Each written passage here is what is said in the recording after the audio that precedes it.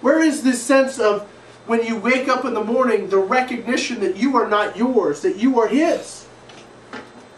For wives, the recognition that you are not your servant, you're your husband's servant. Men, you're not your boss's servant, you're the Lord's servant. You understand what I'm saying? You wake up with the knowledge that you are not yours.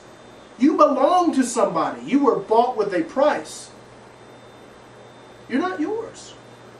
You don't have the right to have an opinion unless God give it to you. You know that old joke about, if I want your opinion, I'll give it to you? There's some truth in that, baby. Yeah, that's right.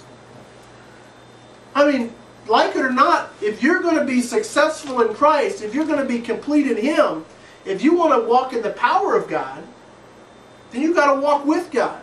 Right. And if you ain't willing to submit, if you're not willing to submit yourself to Him, then just quit. I mean, why play the game? I mean, why do it? I mean, if you're going to make yourself miserable for 20, 30, 40 years and still go to hell, what's the point? Go love life while you got it, man. But if you're going to say you're a Christian, if you're going to believe in God, then believe in God and walk in His Word. And here He says, wherefore, seeing we are compassed about with so great a cloud of witnesses, let us lay aside. You know in your heart what's contrary to God. You know it. It's no mystery to you. And it's going to be different. Each one of us is going to have a thing. Or things. A big shelf full of things for me. I mean, just things. Sheds. Look at my sheds. I got too much stuff. Shelf full? Way too much stuff.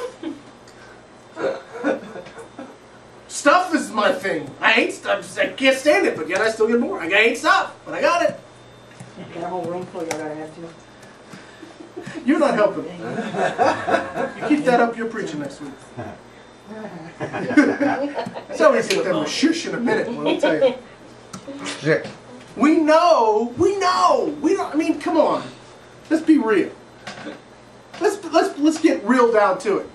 Okay? You know. Lay it aside. Just do it. Quit trying to rationalize the rebellion and the idolatry and just lay it down. I mean, look at Saul. Give it a commandment. Go kill everything. Kill it all. Yeah. Samuel shows up, Saul runs out and says, I've fulfilled the commandment of the Lord. No, you didn't. Why even try? How many times do we do that? God gives us a thing to do. We ain't done it. But we're like, well, I did it. No, you didn't. What's the bleating of the sheep I hear there, boss? Well, the people have a, well, my wife, or, well, my kid. Do you think God's going to buy it? What happened to Saul? He said, because you love the people more than God, He rent the kingdom from him and took his spirit from him. Look, that's the precedent, folks. Does God change? No. Does God change? Does suddenly He become a different guy? I mean, what makes us think that we won't suffer the same fate if we do the same stuff? I mean, I don't understand why we can be so stubborn. I've got to really filter today. We can be so incredibly stubborn.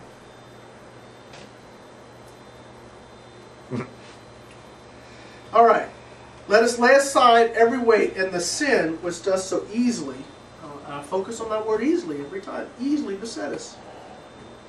How hard is it to get out of bounds? A split second. A split second. Not even a whole second. Just a fraction of a split of a second. We're off. Just open my mouth. Just think.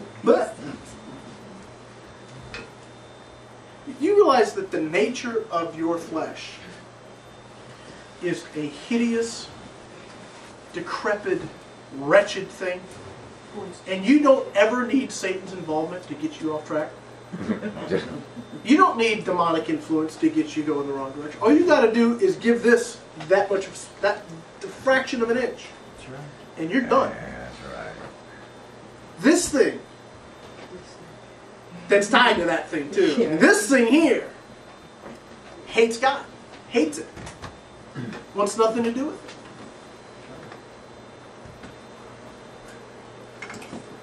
Thank God we have Jesus, who is more powerful than this. Amen? Amen. So let us lay aside every weight and the sin which does so easily beset us, and let us run with what? Patience the race that is set before us. And that patience, one is the determination to finish it. Right. If we take just a moment and go back over to John 8, and I'll read that verse that Paul was talking about this morning, because everybody likes that, and ye shall know the truth shall set you free. People like that, but they never read the verse before it. No. Verse 30 in chapter 8, Jesus said, Jesus says, Bible says, whatever. As he spake these words, many believed on him. So Jesus was preaching, people believed. Praise God. Amen? Mhm. Then Jesus said to those Jews which believed on him, if. Now what does the word if connotate? Conditions coming. Condition and promise, right? Mhm. If then. If then. Good old computer stuff. If ye continue in my word. The believing on Christ was not the end of their journey. It's the start of the journey. It's where the Baptists and their eternal security have it off. Because coming down here and accepting Jesus Christ, that does nothing but let you see the kingdom, perceive the kingdom of God. That gets you started. The rest of it is you working out your salvation with fear and trembling with you and God. In faith. By faith. If you continue in my word, then are you my disciples indeed. You guys remember the story of the seed and the sower?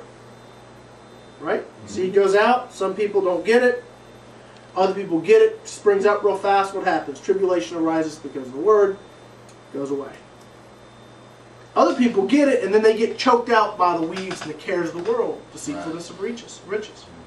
Then there's that little bit left that brings forth fruit. Right. Okay. It's not just believing one time an event in your life, one afternoon, one morning, one thing. It's about a life with Christ. The race we run is not a 100-yard dash. No. It's not even a 26-mile marathon. It's like the rest of your life. You hear what I'm saying? It's not over tomorrow, unless you're dead tomorrow. And if you're dead tomorrow with Christ, praise God. We'll throw a party. Mm.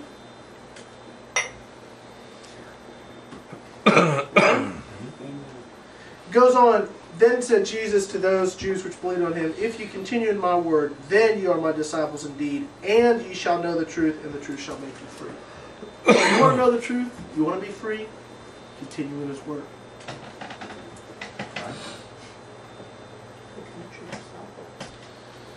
Excuse me?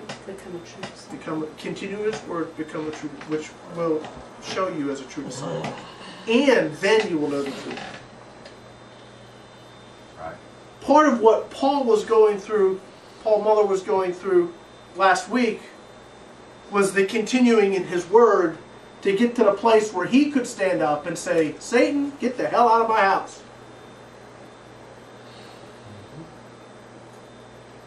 And what happened? You got some rest. Which was a huge praise the Lord. We have those things in our life that we struggle with, that get us hung up. Right. Well, if God's equipped you to deal with it, why aren't you dealing with it? Because we're waiting for him to come to do all the work for us. So it doesn't work that way, little people. You lay aside the weight of sin. You do it. Right. Not in this flesh, not in the strength of your flesh. Oh God, don't try that. It won't work.